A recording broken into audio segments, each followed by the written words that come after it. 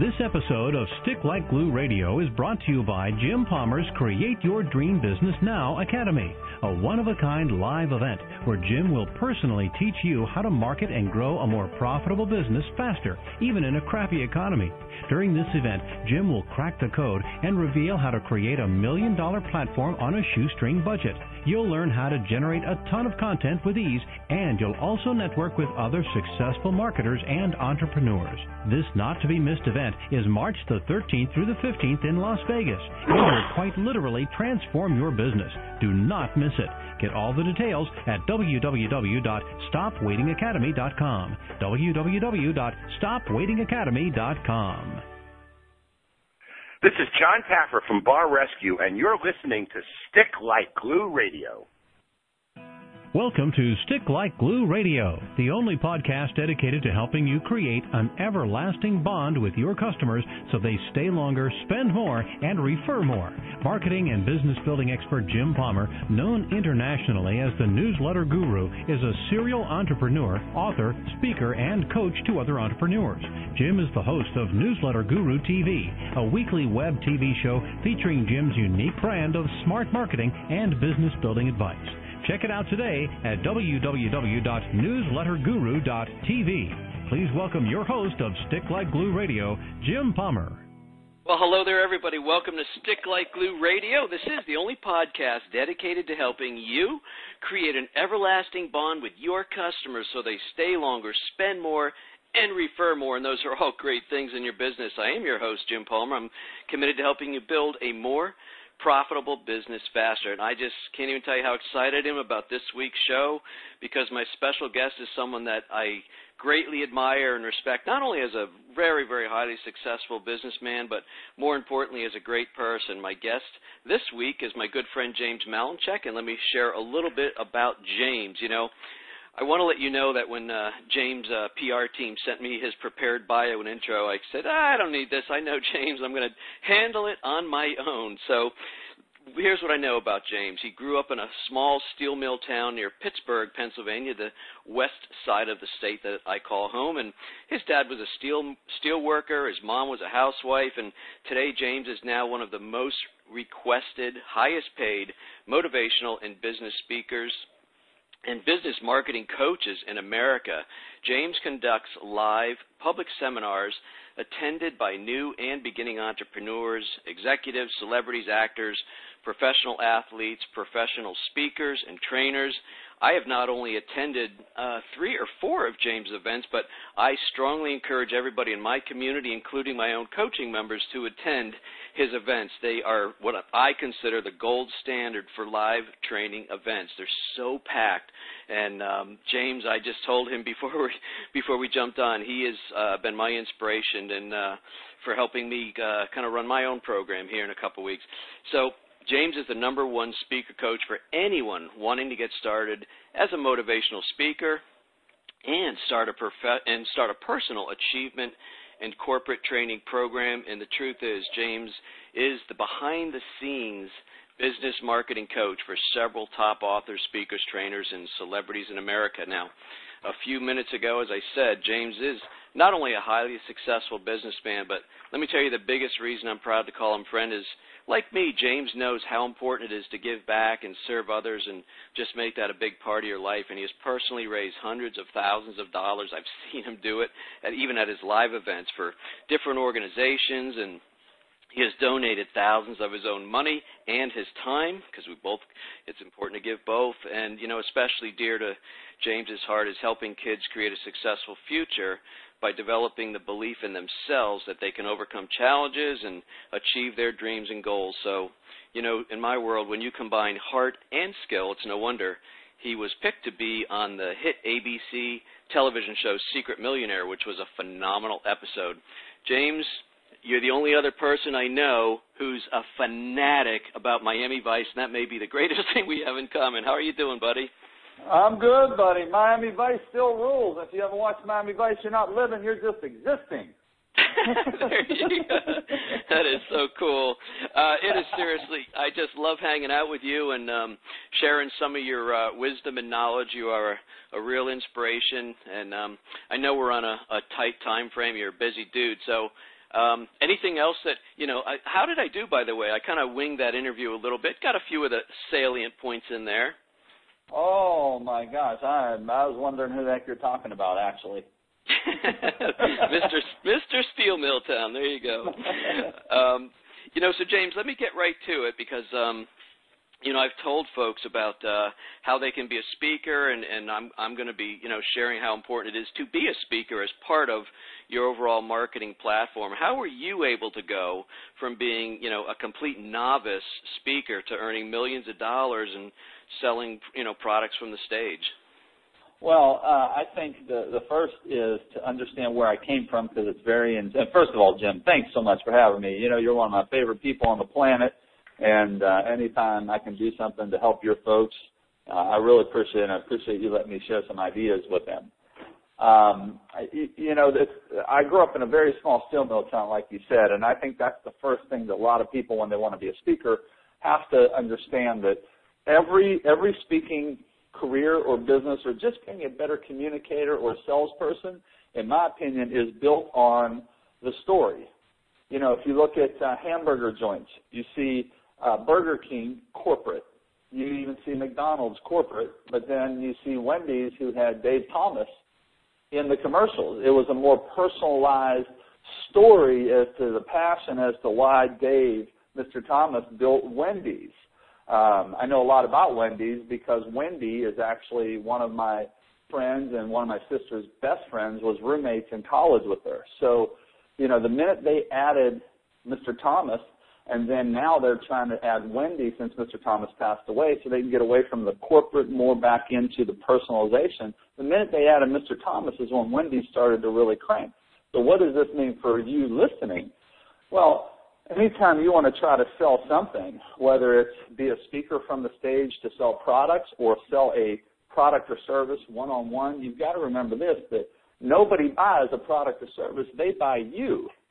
So the more you can incorporate you and your story into, your speaking, the more you're going to have people invest in your great products or services. And let me just kind of end this point with this. Your story is only a couple little things. I call it 4 little things. Number 1, it's how you started off, what I like to call your struggle.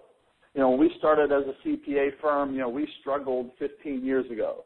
Or when I started as a speaker, the old line, Jim, I was born in a van down by the river, right? You too, huh? So that's the first part is your struggle and, how you started.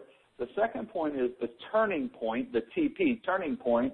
What turned it around for you? Was it the fact that, you got some wisdom passed down to you from a mentor? Was it that you read something in a book? Was it a turning point that happened personally for you that you brought over into business that allowed you to really crank your business? And that's the turning point. And then the next point is the reason why I do what I do. So after the turning point, it's the reason why I do this, as a CPA is because, my grandfather got ripped off by somebody who was a CPA, and I said I'd never let anybody, rip somebody off again, that sort of thing. Why am I in it? What's the reason you're doing it? And then the fourth part is where you are today and the success. We've been in business for 20 years, or I've been a speaker for 5 years, or I've done this, that, or the other. So I know I'm going kind of fast, but I wanted to crunch some content in there. The more you can tell your story, the better you'll be as a speaker and the more people will buy from you. It really is all about your story, and I think, everything you just talked about, where it was very much kind of a 4-step formula, I think the number one overriding factor on all of that is authenticity, being your authentic self.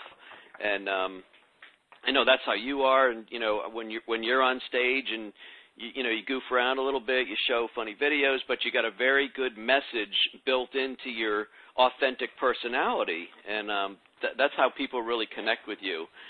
I agree 100%. Everybody should be that way. Nobody wants to see legends and heroes on stage because we don't connect to those folks. They're not real to us.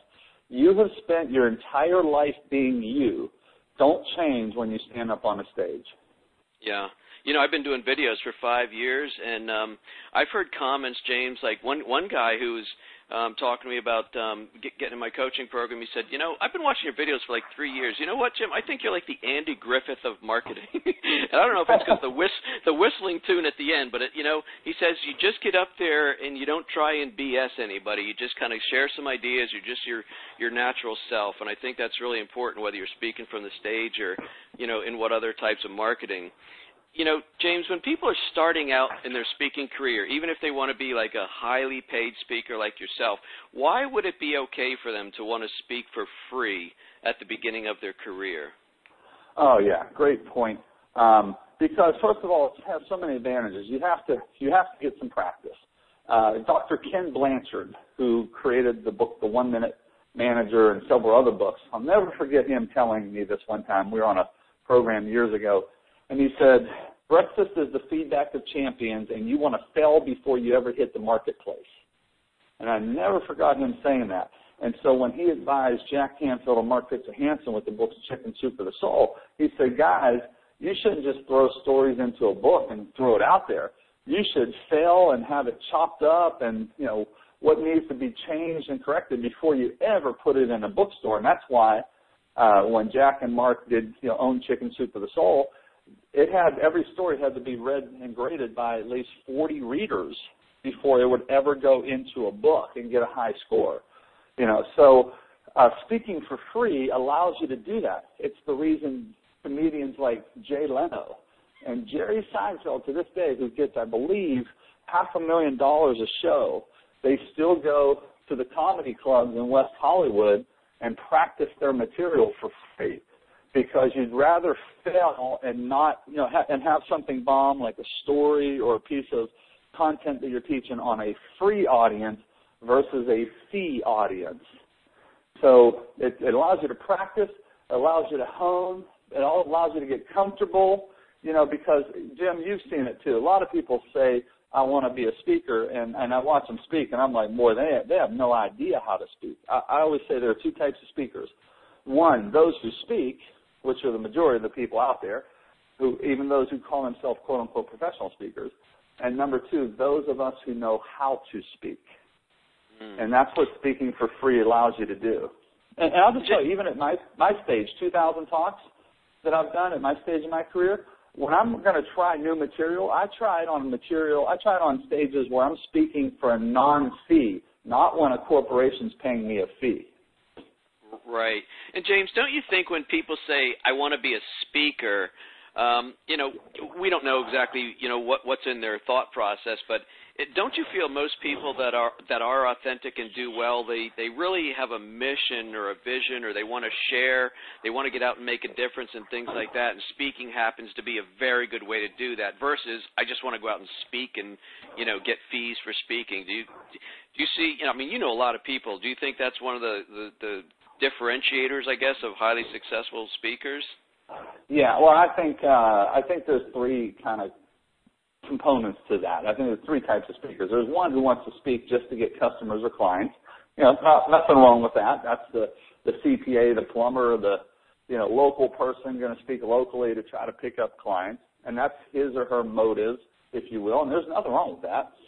Number two, there's the person who says, I want to go out there and I want to speak for a fee, but I don't really give a hoot about the audience. I just want to get paid. And then there's the third, and those folks aren't going to last very long. And then there's the third, which is the one you described. I have this message. I have this story.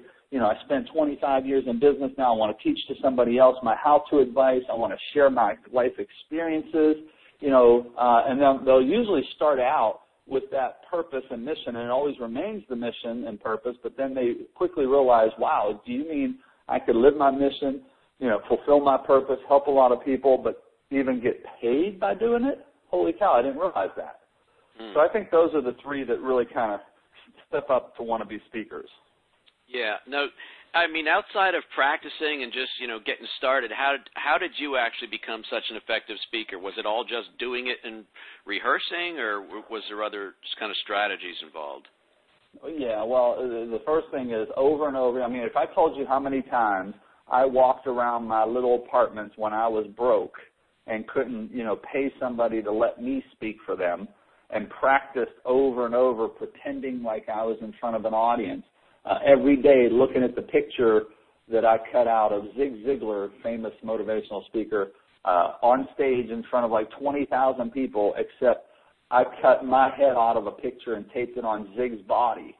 And as I told you how many times I looked at that picture a day and pretended as I'm walking around with a cassette recorder. I don't know if people remember what a cassette recorder used to be, Jim. I certainly do. And you know, how many times I just walked around my apartment every day, tiny little apartment in California, practicing, pretending like I was in front of 50 people, 500 people, 5,000, 50,000. Because I have this line that you have to have it before you'll ever have it, meaning you have to have it in your heart, your mind, your soul, and your spirit before you'll ever have it in a physical realm in the real world. So, yeah, I practiced and then went out there, Jim, and did it live for free and failed and messed up and forgot what I was supposed to say and had 45 minutes left to talk. You know, so here's the thing. So, yes, answer is yes to all of what you had said, but then I also quickly realized the importance of coaching. And I went on and I started investing in everybody and everything you can imagine. You know, I was saying this, I was actually doing a radio interview earlier today, and somebody asked me, what's something really important to be successful? And as a cliche as it sounds, I've been thinking about this a lot the last 3, 4, 5 months. And I just taught this at my latest speaker boot camp a few months ago, and I taught it to my mastermind group a few weeks ago. And as simple as it sounds, the more I think about it, the more profound it is. One word, commitment. And here's what I mean. When I was a bad speaker, when I was broke, you know, eating top ramen noodles, when I couldn't book a talk, when I didn't know how to speak, when I forgot my stuff on stage, you know, as I'm in front of an audience, you know, there are times when I just wanted to quit, okay? And here's a line I want to share with everybody. I have a mentor who's been my mentor my entire life. He is a super, super, super wealthy person.